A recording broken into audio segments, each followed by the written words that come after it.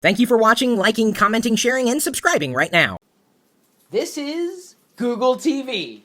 Actually, it's my YouTube channel on Google TV. Not a computer, a TV. Specifically made by Sony, a 46-inch Sony Google TV. I'm very grateful that YouTube passed this along to me. Not to review, necessarily. It's just kind of like a gift to help me remind you that there's a contest going on wherein you can win your own Google TV right now, at least according of this video, a few days left in the contest at youtube.com/GTV contest. I did not have a Google TV before this one. And I gotta tell you, in the past few days of me playing around with it, I cannot imagine buying an HD TV without Google TV software. Now, if you're one who believes that Google TV, the platform, would compare to Apple TV, you're right, and you're largely wrong.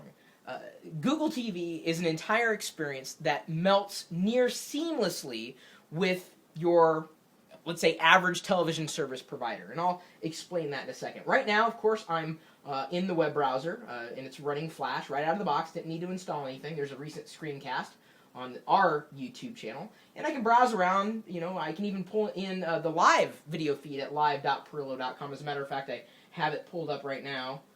Noise says that Apple TV is terrible in the chat room. You can't see chat because the camera that I record live video feed on is over there.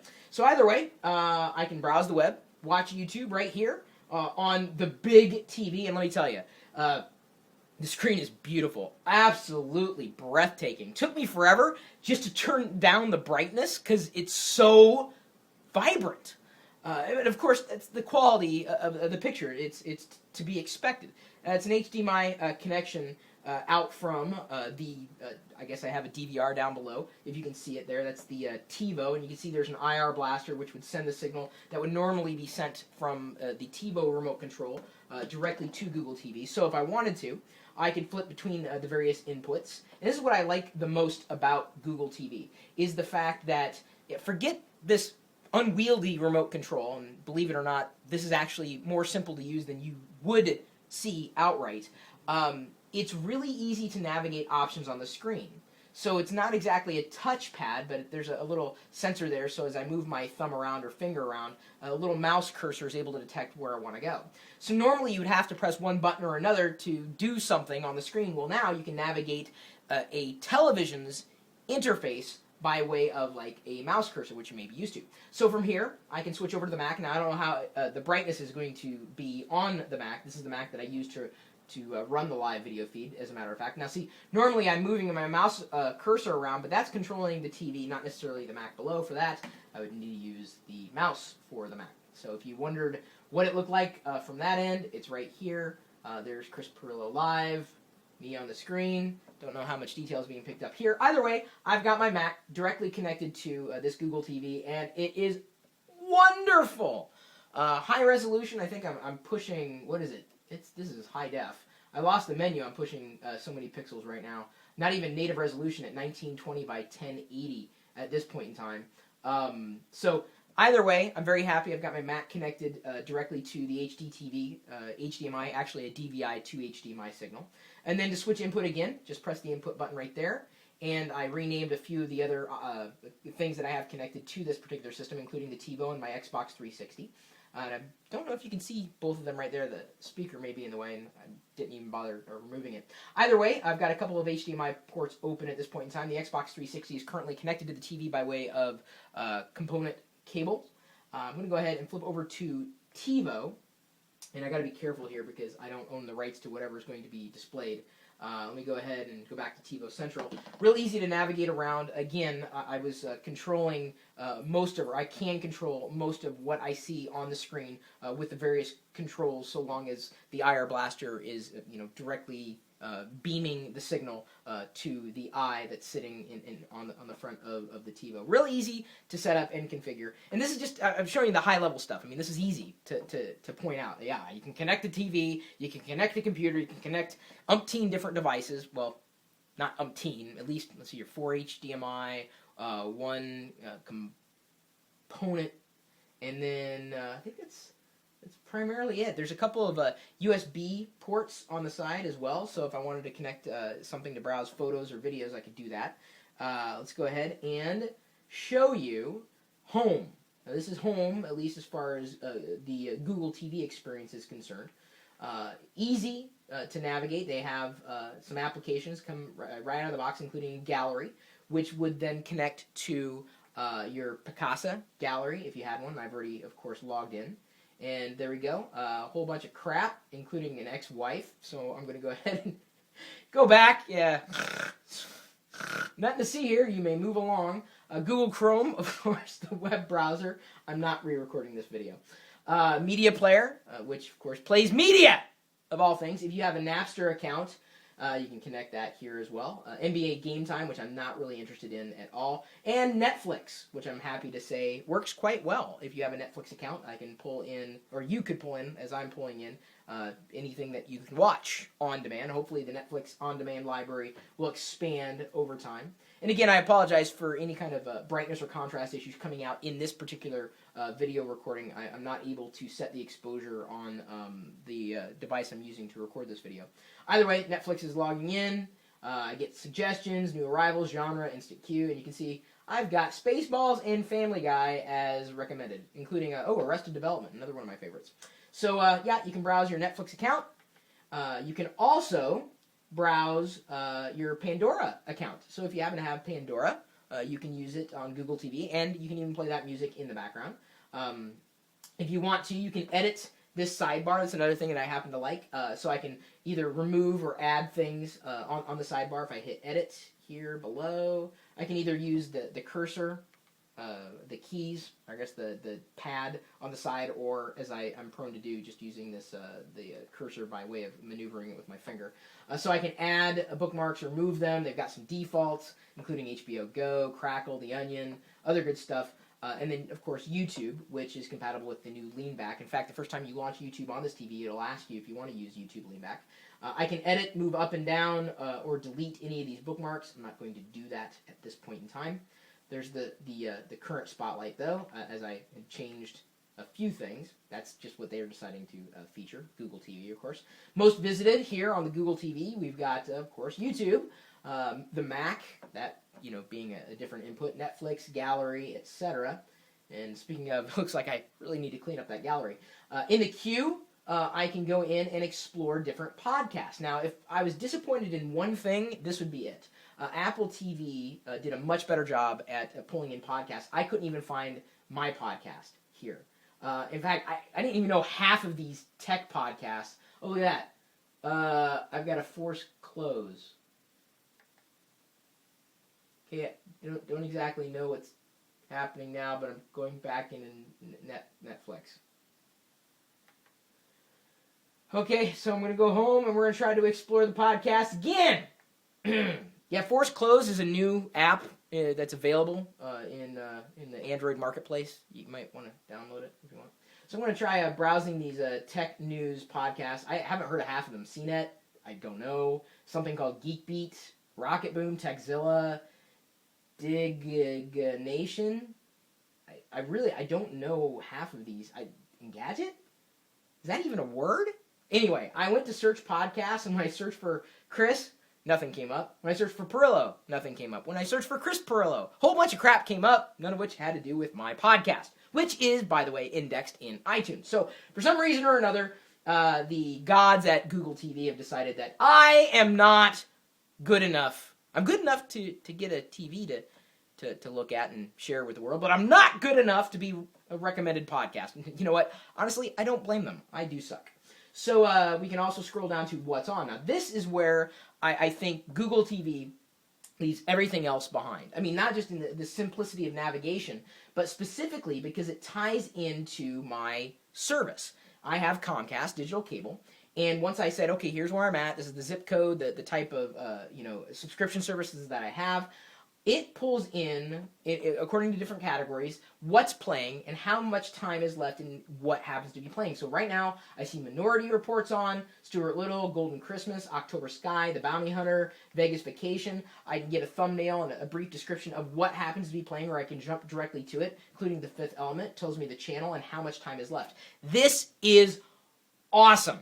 I swear, this is the one feature out of every feature I had a chance to explore on Google TV that separates it from the pack. This is the one feature that I think makes it indispensable as a platform for any type of HD TV that you might have. Of course, you also have a Sony Recommends category, which you may be excited about. I really generally wasn't. I added the Netflix bookmarks. There, of course, I also have the Pandora Station.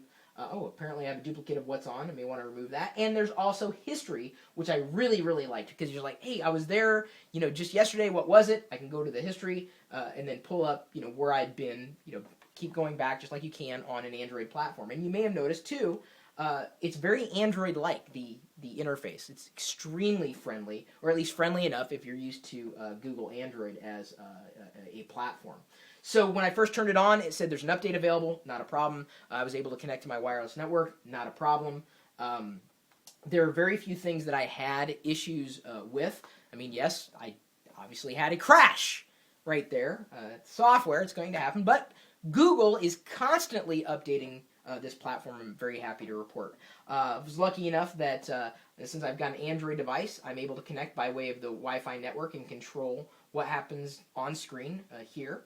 Either by using this touchpad or controlling by way of different buttons, all the different features here. According to Google, they will be releasing a TV control app, a Google TV control app specifically, for iOS devices like iPad, iPhone, and iPod Touch.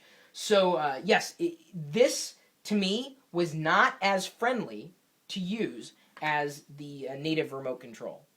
I don't know why. It was a little clunky. I mean, look at all these buttons. It's just, there's no real rhyme or reason to the way Google laid these buttons out. And not to say that Sony did an amazing job with this, but when I first saw it, I was like a little put off by the Sony remote control, but it really did work quite well enough and was real intuitive to use. But if you want to use your Android device, you can. I can tell you in comparison, and again, I'm not directly comparing Apple TV to Google TV. It's an unfair comparison because Google TV, as a platform, obviously exists within a TV or a separate box, is a much better, a more complete experience than what Apple provides. That being said, I found that at this point in time, using the Android TV app on my Samsung Galaxy S device, it lagged. And I didn't find that much lag with using Apple TV and navigating Apple TV with the remote software that's available for free in the iTunes App Store. So I would say that they've got a few more optimizations to make. It is nice to say, though, that they do have this app currently available for free in the Android marketplace, at least the one that I was able to access from this particular phone. That's running, of course, Android. See here.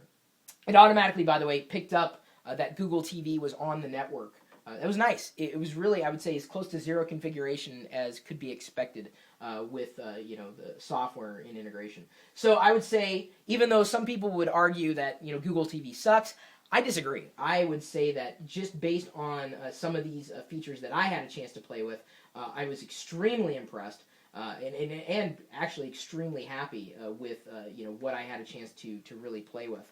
It takes some getting used to in terms of using the key controls and navigating around. A lot of options, of course, you can dig into if you wanted. Very familiar interface there. Tweaking settings, as you can imagine. Picture, sound, AV receiver, video input, network, apps, search, etc. Applications right there. You can manage your applications, get a list of running services. Even quick launch, so you can set keyboard shortcuts to launch specific applications if you wanted to. There's your manage applications. Quite a few wonderful services built in. Again, Android is maturing at a pretty good clip. Can't wait to see it in another year, and certainly the Google TV platform will update as new versions happen to be released. So very grateful for YouTube, allowing me to play with the Google TV for the first time. And again, all transparency, they did send this along. Did not ask me to review it, but they did say, hey, if you want to tell your community that they could win their own Google TV, please, by all means, do that, and you can do that. Again, let me see here. I've got the URL over here. youtube.com/GTV contest. If you are looking at two HD TVs on the shelf, one has Google TV and one doesn't, I would wholeheartedly recommend getting the one with Google TV. Absolutely. I like it. I like it a lot. And if I had a choice, if you're going to ask, even though, again, two completely separate products, I do believe that.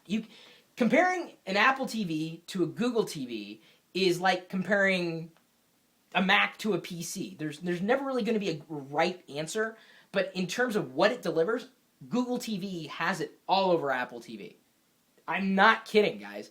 Not even close to kidding. And if you played with it, you'd understand. At least, again, my experience with this particular version, even with the crashes. I mean, crashes happen. I found that the picture quality was great on the Sony 46-inch. As a matter of fact, I went to unbox it live the other night with a friend, Reza, and when we opened it up, there was the first one. This is the second Google TV that I had. The first one that they sent out, the top part had shattered. It was damaged in shipping, likely. So that was disappointing. I had to wait a few days to get it out there. But they sent a new one. To their credit, it was really quick. It was really easy. And with any luck, I'll be enjoying this for years to come. Very, very grateful to have finally upgraded my HD TV to a largely better HD TV experience. So here we are again at the YouTube channel. Let's see here. I'm going to see how well this works here. I'm going to go to live.pirillo.com theoretically. Unless, of course... Oh, there we go. Maybe. Had to click it a couple times because it was loading the video. Hey, look at that! Topic, Google TV. This is the live.pirillo.com site with an advertisement. That's the one thing. I just don't have enough ads on my website. I think I need to add more. What do you think? Kidding. Obviously, if you knew, then you'd know it was flooded. Oh, there's another ad that's playing instead of the live video feed. Great. Actually, let me... I'll let it play out. Either way, my email address, chris@pirillo.com. You're more than welcome to find me. This is my part of my blog, chris.pirillo.com. And then, of course, we've got the YouTube channel, youtube.com/lockerroom, twitter.com/Chris Pirillo, also facebook.com/Chris Pirillo. In fact, I'm going to go ahead and click over to that. See how well Facebook looks on here. Oh, it's asking me to sign in. Oh, look at that. Why does it default to info? You got to be logged in for real? It should default to the wall. I may have to change that. Oh, look at that! I said I'm recording videos for YouTube. And I think I can actually zoom in, too, somehow. If I can figure out... Oh, there we go. Maybe that zoom button's... Oh, I know. The zoom must be for the TV, so they don't have it configured yet for the actual web experience. Maybe they will at some point in the future. Either way, you're welcome to join us here. You can like it. In fact, I'm giving away a MacBook Pro when we reach 50,000 likes on the Facebook channel. Yay! Oh, I didn't even tell you, speaking of... Sorry, not the giveaways, but because I was going to tease this crap anyway. I thought I added this in this bookmarks, but apparently either I left it out or something. But there's Pandora, there's a Twitter app too. Keeps you logged in, so you wouldn't want your guest to come over here. Hey, bonjour, venez.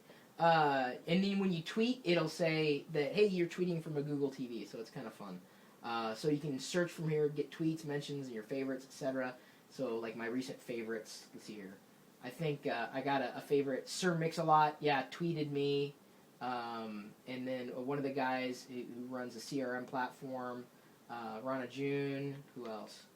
I favored all the cool ones, or fun ones. I even favorited one of mine, but it wasn't that cool. Dan Wall 88, he's the guy who... did that book, The Jedi Path. He actually pinged me after he watched the video that we did for YouTube. Anyway, a lot of fun to be had here. Sorry, I'll give this a close now that I'm sure I'm going on. Let's see how. Oh Jesus, 20 minutes? Did anybody actually sit through this whole damn thing? Congratulations, you deserve a cookie. Either way, you are more welcome to join us. Typically talking tech. Let's see if I can pull up the tab browser here. If there's a way to do it. I haven't mastered the shortcuts. Streaming live 24 hours a day, 7 days a week. We are geeking out at live.pirillo.com. We'll see you later.